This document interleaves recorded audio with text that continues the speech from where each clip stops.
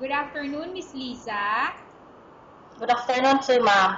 Okay, Miss Lisa, can you tell me about yourself? I am Liza Martisano, 30 years old, married. I have two kids. The eldest is 7 years old, and the youngest is 1 year and a half. They are both females, ma'am. Okay, I have few questions for you to answer. So let's start. Why do you want to work as a maid?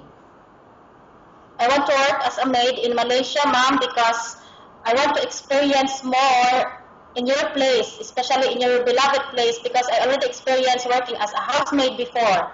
Okay, why you choose Malaysia when there is a lot of other country? I choose Malaysia, ma'am, because I love the people there, friendly, and I know the rules already, and I already experienced also working Okay, as a housemaid, ma'am.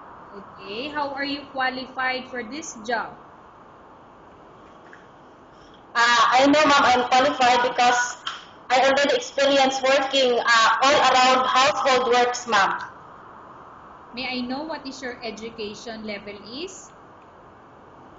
My education level, ma'am, is only college level. Okay, what is your recent working experience? I work as a domestic helper in Oman, 2 years and a half. Okay, It's finished. have you worked abroad before? Yes, ma'am. Can you please tell the place and how many years and months you worked for? That was last 2011 to 2011 September to 2014 March in Oman, ma'am. Okay, so you've been working for how many years and months in Oman? It's 2 years and 6 months. Okay, do you have experience of taking care of baby? Yes, ma'am. And whose baby you are taking care of? That's my baby, ma'am. And second, the baby of my employer.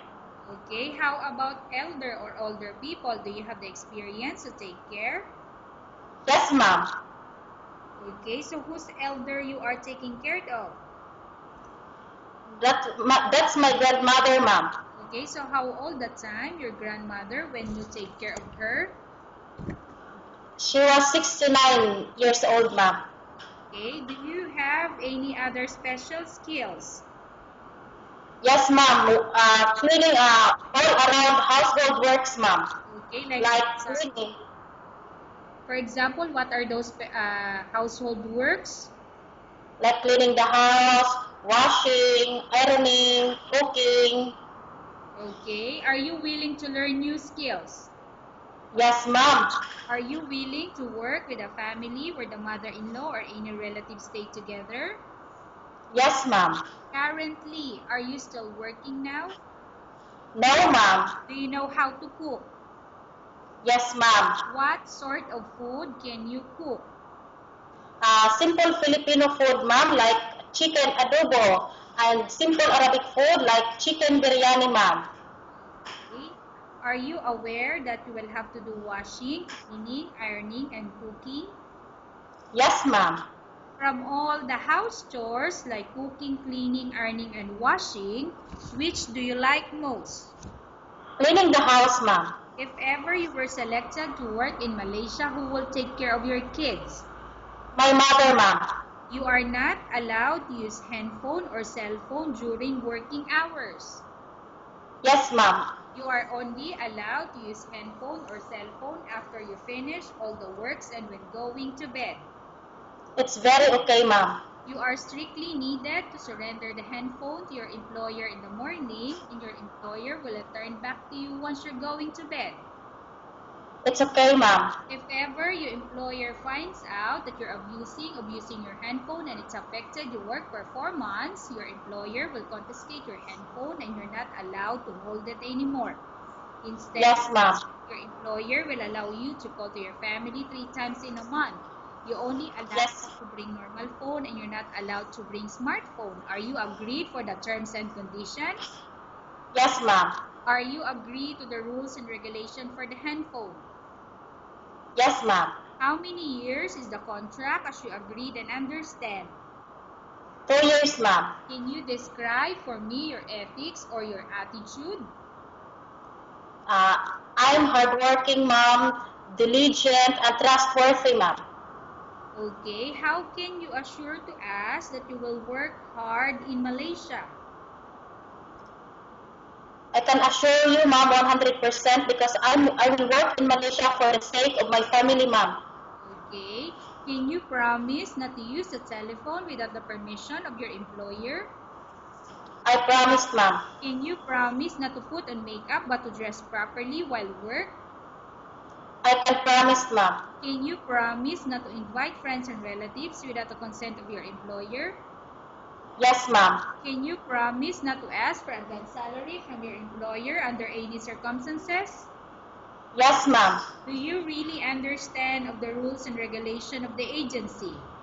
Yes, ma'am. Do you pay any placement fee for you to come to Malaysia to work as a maid? No, ma'am. Do you have any history of sickness, example breast cancer or any other illness? No, ma'am. Do you suffer from any skin diseases, allergy, or physical defect? No, ma'am. Have you suffered from any serious illness? No, ma'am. Do you smoke? No, ma'am. Do you have any tattoo in your body? No, ma'am. Do you take any prohibited drugs before? No, ma'am. Have you undergone any operation or surgery? No, ma'am. Are you medically fit? Yes, ma'am. Are you in any medication? No, ma'am. Are you allergic with any food? No, ma'am. Are you prepared to work for the employer of any race? Yes, ma'am. Are you prepared to eat the type of food taken by your employer?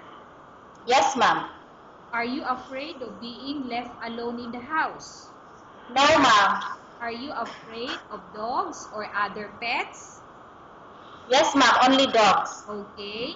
Can you promise not to, can you promise to work according to instruction from your employer?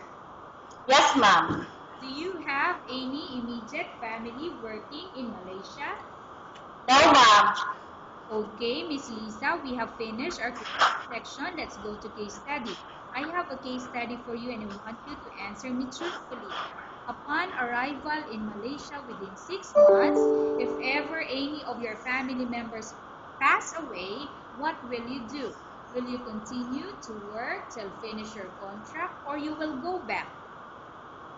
I will stay and finish the 2 years contract, ma'am.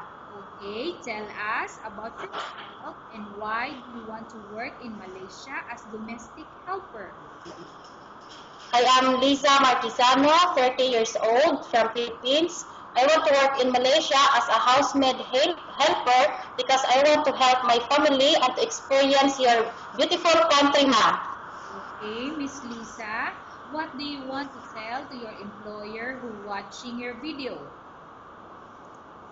Good day, sir and ma'am. I hope you will pick me as your housemaid. I hope I will know you soon. Okay, thank you very much, Miss Lisa. We will update your agency if there's any selection made by the employer. Thank you, ma'am.